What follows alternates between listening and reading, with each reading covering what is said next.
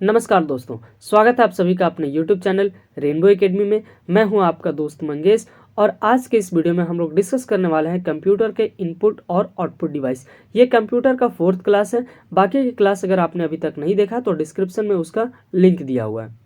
तो इनपुट और output device जो है वो कंप्यूटर और ह्यूमन के बीच एक मीडियम का काम करता है, क्योंकि कंप्यूटर जो है वो सिर्फ बाइनरी भाषा को समझता है, जिसे हम लोग 0 और 1 के माध्यम से समझते हैं। तो कंप्यूटर सिर्फ 0 और 1 को समझता है। अब हम लोग जो इंस्ट्रक्शन कंप्यूटर को देते हैं वो तो अपने लैंग्वेज में देते हैं, और हम लोग कंप्यूटर से जो आउटपुट भी चाहते हैं वो भी अपने लैंग्वेज में, और कंप्यूटर हमें देता भी है हमारे लैंग्वेज में आउटपुट। तो बीच का जो मीडियम का काम करता है, जो हमारी भाषा को कंप्यूटर भाषा में और कंप्यूटर के भाषा को फिर हमारी भाषा में कन्वर्ट करके रिजल्ट जो देने का काम करता है, वो काम इनपुट और आउटपुट डिवाइस का होता है। इसी के हेल्प से हम लोग ये काम कर पाते हैं। तो इनपुट डिवाइस जो है वो ऐसे यंत्र हैं जिसके द्वारा हम कंप्यूटर को क्या देते हैं, निर्देश देते हैं, इंस्ट्रक्शन देते हैं, और कंप्यूटर क्या करता है, उस निर्देश को प्रोग्राम के अनुरूप कार्य करता है। तो उस सारे डिवाइस को जिससे हम लोग इनपुट देने का काम करते हैं कंप्यूटर को, इनपुट डिवाइस कहते हैं। अब आप समझेंगे कि इनपुट क्या होता है। आपको एक ब्रीफ समरी आपको बता देते हैं कि इनपुट और आउटपुट क्या चीज़ है। सपोज कीजिए कि आप 2+2 कर रहे हैं, तो आपने ये कंप्यूटर को इनपुट दिया कि हम आपसे कंप्यूटर को ये इनपुट दिए कि 2+2 बताइए। तो कंप्यूटर क्या करता है, फिर इसको प्रोसेस करता है और हमें रिजल्ट में 4 देता है। तो ये 2+2 हमारे लिए क्या हुआ, इनपुट हुआ, और 4 जो हमको रिजल्ट मिला ये क्या हुआ, आउटपुट हुआ। बीच का काम जो वो एडिशन करने का काम किया, इसे हम लोग प्रोसेस करते हैं। इसीलिए कंप्यूटर जो है वो 3 स्टेप में वर्क करता है। पहला इनपुट, दूसरा उसमें प्रोसेसिंग करने का, तो इनपुट, फिर प्रोसेस और फिर आउटपुट, जिसे हम लोग आईपीओ साइकिल के नाम से जानते हैं। इनपुट, प्रोसेस और आउटपुट। तो इनपुट डिवाइस कौन कौन से वो देखिए। इससे एकदम सीधा सा क्वेश्चन एग्जाम में पूछ देगा कि निम्नलिखित में से कौन सा इनपुट डिवाइस है, या किसी इनपुट डिवाइस का नाम दे देगा जैसे कि माउस, और पूछ देगा कि माउस कैसा डिवाइस है, इनपुट डिवाइस, आउटपुट डिवाइस, इनमें से दोनों या इनमें से कोई नहीं, ऐसा करके आपको एग्जाम्पल दे दिया जाएगा। तो आप जितने भी इनपुट डिवाइस यहाँ पे आपको बता रहे हैं उनका नाम आपको याद कर लेना है। कुछ ऐसे इनपुट डिवाइस जिसके किसी को हम डिटेल्स में पढ़ेंगे, बाकी किसी को केवल आप डिवाइस के नाम से याद रखिएगा, क्योंकि हम लोग इसमें बहुत ज़्यादा डिस्कस नहीं करेंगे, वही टॉपिक को डिस्कस करेंगे जो एग्जाम पॉइंट ऑफ व्यू से हमारे लिए इंपॉर्टेंट होगा। तो कौन कौन से इनपुट डिवाइस है, कीबोर्ड इनपुट डिवाइस है, माउस इनपुट डिवाइस है, टेक बॉल इनपुट डिवाइस है, जॉयस्टिक ये गेम खेलने में काम आता है तो ये भी एक इनपुट डिवाइस है, स्कैनर इनपुट डिवाइस है, माइक्रोफोन जो माइक होता है वो भी एक इनपुट डिवाइस है, क्योंकि हम लोग इसमें बोल के कंप्यूटर को इंस्ट्रक्शन देते हैं। वेबकैम इनपुट डिवाइस है, बारकोड रीडर इनपुट डिवाइस है, OCR ऑप्टिकल कैरेक्टर रीडर भी एक इनपुट डिवाइस है, MICR इनपुट डिवाइस है, OMR इनपुट डिवाइस है। उसके बाद स्पीच रेकग्निशन सिस्टम जो है वो भी एक इनपुट डिवाइस है, टच स्क्रीन इनपुट डिवाइस है, लाइट पेन इनपुट डिवाइस है। तो इतने सारे इनपुट डिवाइस है, इनको आप याद कर लेंगे कि कौन कौन से इनपुट डिवाइस है। अब इन इनपुट डिवाइस में जिसको किसी जो टॉपिक थोड़ा सा डिटेल है उसके बारे में हम लोग उसका डिस्कस करते हैं। जैसे कि पहला हम लोग डिस्कस करेंगे कीबोर्ड के बारे में। तो एक स्टैंडर्ड कीबोर्ड में 104 कीज होते हैं, बाकी हर किसी में अलग अलग मिलेगा, लेकिन जो स्टैंडर्ड कीबोर्ड होता है उसमें कितने आपको मिलेंगे, 104 टोटल कीज होते हैं। ठीक है, इन कीज में कुछ अल्फ़ाबेट कीज होता है, कुछ संख्यात्मक की जिसे हम लोग न्यूमेरिक की कहते हैं। तो 1 बाय 1 करके हम लोग डिस्कस करते हैं कि अल्फ़ाबेट की मतलब कि जो ABCD अक्षर लिखा हुआ होता है उसे अल्फ़ाबेट की कहते हैं, और ये इसकी कुल संख्या जो होती है वो 26 होती है। इसका उपयोग हम लोग कहाँ करते हैं, तो किसी वर्ड को लिखने में, किसी शब्द को लिखने में, लेटर को लिखने में, सेंटेंस को लिखने में, टेक्स्ट को लिखने में हम लोग अल्फ़ाबेट कीज का यूज करते हैं। दूसरा है संख्यात्मक की, जिसे हम लोग न्यूमेरिक की कहते हैं। इसकी संख्या कुल 10 होती है, 0 से लेके 9 तक। तो 1 से 9 तक 9 संख्या, और इसमें 0 को भी इंक्लूड करते हैं, तो टोटल जो संख्यात्मक की होता है वो कितना होता है, 10 होता है। इसका उपयोग हम लोग कहाँ करते हैं, तो इसका उपयोग जो है हम लोग नंबर या अंक को टाइप करने में करते हैं। इसी संख्यात्मक की में ये कंप्यूटर के आपको जो कीबोर्ड आप देखिएगा तो कीबोर्ड के यहाँ पे मिलेगा, ये 2 जगह होता है, एक यहाँ पर भी होता है और एक यहाँ पे होता है। तो यहाँ वाला जो की होता है इसी में एक और की होता है जिसको हम लोग नम की कहते हैं। इस नम लॉक की का यूज क्या है कि जब ये ऑन होता है तो सिर्फ ये संख्याओं को टाइप करने में काम आता है। आप नंबर जहाँ पे लिखा होता है उसमें आप देखिएगा कि और भी कैरेक्टर लिखा होता है, जैसे एरो लगेगा, पेज ऑन, पेज इंड रहेगा, पेज अप रहेगा, होम बटन रहेगा, तो वो इसी कीबोर्ड में लिखा हुआ रहता है। तो क्या होता है कि जब हम लोग नमलॉक की को ऑन करते हैं तो ये सिर्फ नंबर को टाइप करने का काम करता है, जैसे 1 2 3 जो भी अब नंबर रहेगा उसी को टाइप करेगा। लेकिन अगर हम इसे ऑफ कर देंगे तो ये क्या काम करता है, न्यूमेरिक की जो है वो एरो की का काम करेगा, इंड का काम करेगा, होम बटन का काम करेगा, पेज अप पेज डाउन का काम करेगा। ये उसी की में लिखा हुआ रहेगा। जैसे कि आप कीबोर्ड देखेंगे तो उसमें मान लीजिए कि एक नंबर है 7, तो 7 में ही यहाँ पे आपको लिखा रहेगा होम। तो अगर नंबर की ऑन है तो हम अगर इस बटन को क्लिक करेंगे तो 7 काम करेगा, लेकिन अगर नम लॉक की ऑफ है तो इस बटन को क्लिक करने पे वो होम बटन का काम करेगा। इसी तरीके से 1 में इंड लिखा हुआ रहता है, 3 में पेज ऑन लिखा हुआ रहता है और 9 में पेज अप लिखा हुआ रहता है। तो इस तरीके से नमलॉक की का फंक्शन आप समझ गए होंगे कि ऑन रहने पे ये नंबर का टाइप करने का काम करता है और ये ऑफ रहता है तो उसके अलग अलग जो वर्ड लिखे हुए रहते हैं उस की में वो काम करता है। अगला की है फंक्शन बटन। फंक्शन बटन जो है वो F से लेके 12 तक लगते हैं, F1 F2 इस तरह करके वो F से लेके टोटल 12 तक रहता है और ये कीबोर्ड में सबसे ऊपर रहते हैं। इसका कार्य प्रयोग किए जाने वाले सॉफ्टवेयर पर निर्भर करता है कि आप किस सॉफ्टवेयर का यूज कर रहे हैं, उसके अकॉर्डिंग इस फंक्शन की का यूज किया जाता है। कहाँ से कहाँ तक होता है तो 1 से लेके 12 तक होता है, F1 से लेके F12 तक फंक्शन की होता है। अगला की है कर्सर कंट्रोल। ठीक है, कर्सर कंट्रोल की जो है सो इस की का उपयोग स्क्रीन पर कर्सर को कहीं भी ले जाने के लिए होता है। 4 विभिन्न दिशा होता है, तो left right up down, left ऊपर जाने के लिए, नीचे जाने के लिए, राइट जाने के लिए और लेफ्ट जाने के लिए हम इन कीज का यूज करते हैं। इसीलिए इस की को हम लोग एरो की भी कहते हैं। किसे, कर्सर कंट्रोल की को हम लोग एरो की भी कहते हैं। ओके, अगला है इसके ठीक ऊपर जो ये कर्सर की है, इसके ठीक ऊपर जो है वो कर्सर को नियंत्रण करने के लिए 4 और बटन होते हैं, जिसे हम लोग home button, and button, page up और पेज डाउन के नाम से जानते हैं।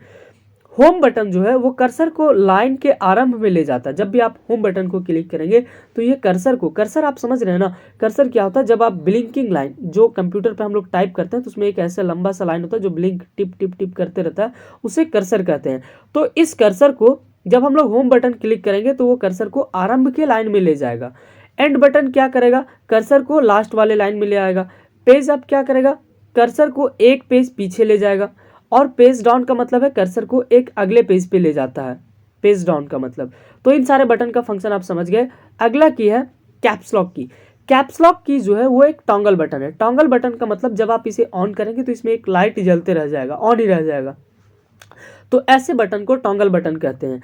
तो जब कैप्स लॉक की ऑन रहता है तो हम लोग जब लेटर को टाइप करते हैं तो ये कैपिटल लेटर में टाइप होगा, जिसे हम लोग अपर केस कहते हैं। और जब कैप्स लॉक की ऑफ रहता है तो जितने भी लेटर आप टाइप करेंगे वो स्मॉल लेटर में टाइप होंगे, जिसे हम लोग क्या कहते हैं, लोअर केस कहते हैं।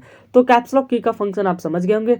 नेक्स्ट ये है आपका शिफ्ट की। यह एक संयोजक बटन है। संयोजक कहने का मतलब है ये कॉम्बिनेशन, इसको अकेले यूज नहीं करते, किसी अन्य बटन के साथ में इसका यूज करते हैं, इसीलिए इसे हम लोग क्या कहते हैं, कॉम्बिनेशन बटन कहते हैं।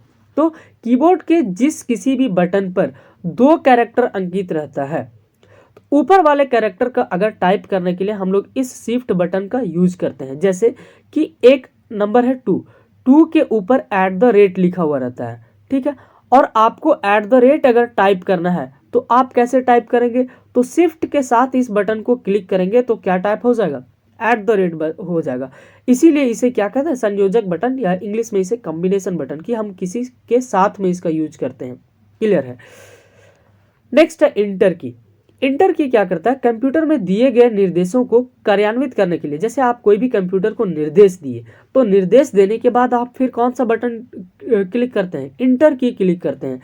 तो उस निर्देश को कार्य करने के लिए हम लोग इंटर बटन को क्लिक करते हैं, और यह स्क्रीन पर टाइप डाटा को कंप्यूटर में भेजने के लिए इंटर बटन का उपयोग करते हैं। दूसरा, कंप्यूटर में अगर आप टाइप कर रहे हैं और आपको पैराग्राफ चेंज करना है, दूसरे लाइन में लिखने के लिए जाना है, तब भी हम लोग क्या यूज करते हैं, इंटर की को यूज करते हैं। तो पैराग्राफ और लाइन चेंज करने के लिए भी हम लोग इंटर की यूज करते हैं, और 2 इंटर की, किसी भी कीबोर्ड में 2 इंटर की होते हैं। अगला की है टैब की। टैब बटन जो है यह कर्सर को एक निश्चित दूरी जो रूलर के हिसाब से आप एक स्केल फिक्स किया जाता है, तो उस स्केल में आप रूलर जो कर्सर है, कर्सर आपको बताया कि कर्सर क्या है, तो कर्सर को एक जगह से दूसरे जगह जंप करवाने के लिए, ले जाने के लिए जितना भी स्केल आप फिक्स करेंगे उस स्केल के अकॉर्डिंग ले जाने के लिए हम लोग इस टैब की का यूज करते हैं। किसी भी चार्ट जो हम लोग इस तरीके से चार्ट बनाते हैं, टेबल बनाते हैं, तो इसमें मान लीजिए अभी हम यहाँ पे टाइप कर रहे हैं, अब इससे हमको जंप करके दूसरे जगह जाना है टाइप करने के लिए, तो किस बटन का यूज करेंगे, इसी टैब बटन का यूज करते हैं और कर्सर जो है वो यहाँ से यहाँ जंप करके चला जाता है। तो किसी भी चार्ट, टेबल या एक्सेल प्रोग्राम में एक खाने से दूसरे खाने में जाने के लिए, एक बॉक्स से दूसरे बॉक्स में जाने के लिए इस टैब बटन का प्रयोग किया जाता है। अगला बटन है स्पेस बार। यह शब्दों के बीच में, अब इसका नाम ही है स्पेस बार, तो स्पेस मतलब जगह, तो ये शब्द के बीच में स्पेस देने के लिए उपयोग में किया जाता है। याद रखिएगा जो स्पेस बार बटन होता है वो कीबोर्ड का सबसे लंबा बटन होता है। तो space bar is the longest key on a keyboard. Keyboard पे सबसे लॉन्गेस्ट की कौन होगा, सबसे लंबा बटन अगर आपसे पूछा जाएगा तो आप उसे टिक करेंगे स्पेस बार में। अगला है बैक स्पेस की। देखिए यहाँ पे आप दोनों को समझिए, बैक स्पेस की और डिलीट की, क्योंकि दोनों का काम जो है वो एक ही है, दोनों का काम है डिलीट करना, ठीक है, लेटर को डिलीट करना। लेकिन फर्क इतना है कि जो बैक स्पेस की है ये कर्सर के बाईं ओर से डिलीट करता है और डिलीट की जो है वो कर्सर के दाईं ओर से डिलीट करता है। अब आप इसे एग्जाम्पल के हेल्प से समझिए। जैसे हमने ये वर्ड लिखा कंप्यूटर, और देखिए ये जो ब्लैक वाला लाइन है ये कर्सर है। अब अगर हम बैक स्पेस की को क्लिक करेंगे तो ये क्या करेगा, कर्सर के बाईं ओर कौन सा वर्ड है, यू है, तो ये यू वर्ड को डिलीट कर देगा और आपका शब्द ऐसे बन जाएगा। उसी चीज को अगर कंप्यूटर का फिर ये कर्सर यहाँ पे है और हम डिलीट बटन को क्लिक करेंगे तो ये राइट साइड वाले लेटर टी को डिलीट कर देगा, तो आपका शब्द बन जाएगा इस तरीके से। तो आपने समझ गया कि जो बैक स्पेस की होता है वो लेफ्ट साइड कर्सर के बाईं ओर से डिलीट करता है और डिलीट की जो है वो कर्सर के दाईं ओर राइट साइड से डिलीट करता है। अगला की है कंट्रोल की। कंट्रोल की भी एक संयोजक की है, मतलब यह भी एक कॉम्बिनेशन की है। इसका भी उपयोग जो है वो किसी अन्य बटन के साथ हम लोग करते हैं। फॉर एग्जांपल कंट्रोल+C अगर क्लिक करेंगे तो ये किसका काम करेगा, कॉपी करने का काम करेगा। तो इस प्रकार से कंप्यूटर में जो भी इनपुट डिवाइस है उसमें से जो कीबोर्ड है उसका बारे में हम लोग देखें, उसमें से इंपॉर्टेंट की कौन कौन से है उसका हम लोग डिस्कस कर लिए। अब नेक्स्ट जो इनपुट डिवाइस है वो है माउस। माउस के बारे में हम लोग डिस्कस करेंगे कि माउस एक इनपुट डिवाइस है। ये आपको शुरू में ही बता दिया कि माउस एक क्या है, इनपुट डिवाइस है। माउस का आविष्कार किसने किया था, तो डॉक्टर डगलस डेंजलबार्ट ने किया था। कब किया था, तो 1964 में। आप याद रखिएगा डगलस के बारे में कि इन्होंने ही माउस का क्या किया है, आविष्कार किया है। माउस में 3 बटन होते हैं, लेफ्ट बटन, राइट बटन और एक बीच में स्क्रॉल व्हील होता है। स्क्रॉल व्हील मतलब उससे हम लोग क्या करते हैं, आगे पीछे मूव करते हैं। अब लेफ्ट बटन का क्या काम है, तो यह माउस के बाईं ओर स्थित होता है। नाम ही है इसका लेफ्ट बटन, बायां बटन, तो ये लेफ्ट के बाईं ओर स्थित होता है। इससे हम लोग क्या करते हैं, क्लिक करते हैं, डबल क्लिक करते हैं, पॉइंट करते हैं या ड्रैग करने का काम किया जाता है। ठीक है, आप इतना ही याद रखेंगे, आपको बहुत ज़्यादा कंप्यूटर में कोर्स नहीं करना, आप सिर्फ एग्जाम पॉइंट ऑफ व्यू से आप याद रखिए। उसके बाद दायां बटन जो है इसमें क्या करता है, तो माउस के दाईं ओर स्थित होता है। यह सॉफ्टवेयर के अनुसार कुछ विशेष कार्य जैसे कि डायलॉग बॉक्स, मेन्यू बॉक्स खोलने या प्रॉपर्टी देखने में हम लोग दायां बटन का उपयोग करते हैं। उसके बाद बीच का जो बटन होता है इसे स्क्रॉल बटन कहते हैं। इसका प्रयोग डॉक्यूमेंट या वेब पेज को ऊपर और नीचे करने में किया जाता है, तो इसे स्क्रॉल व्हील भी कहते हैं। जब आप इसे ऐसे करेंगे तो पेज डाउन होगा, ऐसे करेंगे तो पेज अप होगा। तो पेज अप और पेज डाउन करने का काम माउस का बीच का बटन जिसे स्क्रॉल व्हील कहते हैं वो काम करता है।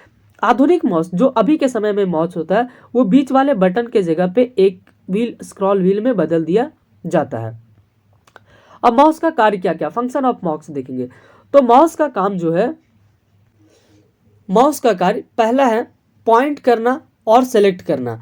पॉइंट करना, जब आप माउस को किसी आइकन के ऊपर, मान लीजिए कोई आइकन कंप्यूटर के ऊपर बना है, जब आप उसे आइकन के ऊपर ले जाते हैं तो वो हाथ शेप का बन जाता है। तो इस तरीके से हम उसको पॉइंट करने का काम करते हैं। फिर जिस आइकन पे आप ले जाइएगा वो आइकन का शेप कलर थोड़ा सा चेंज हो जाता है, तो अगर आप वहाँ पे डबल क्लिक करते हैं तो उसको सेलेक्ट करने का काम किया जाता है। तो याद रखेंगे माउस का पहला कार्य क्या है, पॉइंट करना और सेलेक्ट करना। दूसरा काम क्या है, क्लिक करना और डबल क्लिक करना। राइट क्लिक करना, ड्रैग एंड ड्रॉप करना भी माउस का काम है। किसी भी आइकन को या फाइल को, किसी भी चीज़ को, उसको एक जगह से दूसरे जगह ड्रैग एंड ड्रॉप करने का भी काम हम लोग किसके हेल्प से करते हैं? माउस के हेल्प से करते हैं। आज का वीडियो हम लोग यहीं पे एंड करेंगे। कल जब नेक्स्ट वीडियो लाएंगे तो उसमें आपको आउटपुट डिवाइस और उसके साथ इस टॉपिक के सारे MCQ आपको दिया जाएंगे। तो दोस्तों, अगर आपको वीडियो पसंद आया हो तो लाइक ज़रूर करें और अपने दोस्तों के साथ शेयर कीजिए। आगे के अपडेट के लिए चैनल को सब्सक्राइब कीजिए। Thank you.